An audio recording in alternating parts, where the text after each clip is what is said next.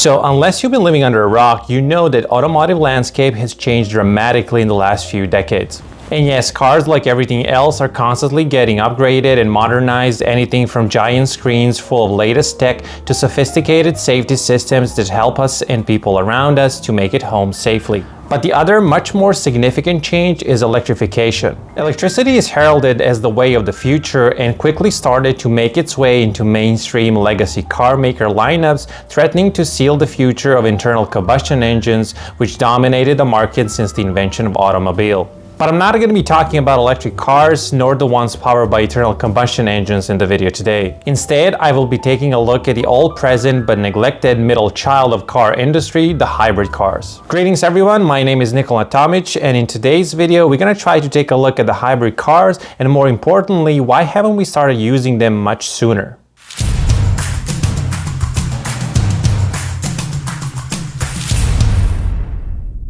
Now, before we dive deeper in the history of hybrid powertrains, we have to try to understand what they actually are and how they work. See, when we think of vehicles, at least till recently, we think of a good old internal combustion engine. The process is fairly straightforward. We need a fuel source such as gasoline or diesel that gets fed into the combustion chamber where it is mixed with oxygen, and using a spark or pressure, it gets ignited, creating a small controlled explosion. The pressure created due to this pushes the piston down, making it rotate the crankshaft that it's attached to, thus providing rotational force to the axle and the wheels. It is a tried and true system that reliably powers anything from your small city car and family SUV to heavy equipment, semi-trucks, and even boats and ships. So why on earth would you want to change something that has been working for more than a century? Well, pollution and climate change aside, there is a problem with the process of combustion itself that makes us use way more fuel to achieve motion than we actually have to. See, energy comes in many shapes and forms, and that depends on its source. Now, in the process of making a car move, we use a few different ones. The combustion itself is a chemical energy source. It uses fuel and oxygen to achieve the energy release initiated by a heat source or spark. This gets turned into mechanical energy by moving certain parts of the drivetrain to achieve motion. There is a third energy source, however, that occurs in this process, and that is heat.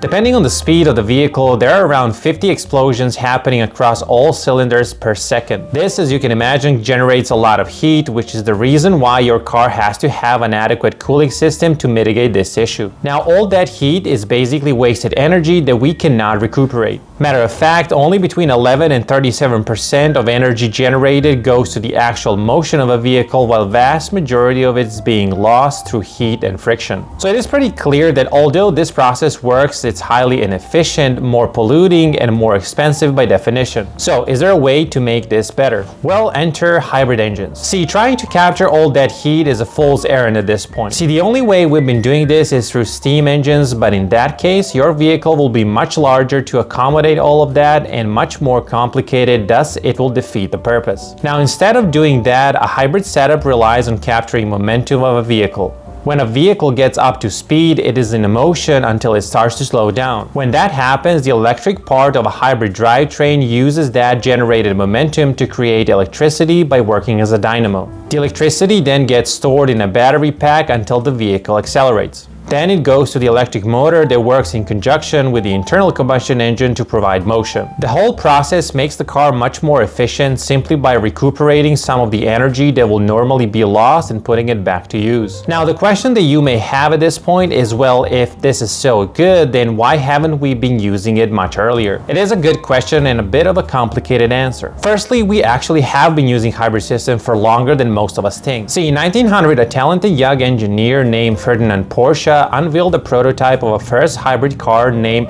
the Loaner Porsche Semper Vivus, or Forever Alive.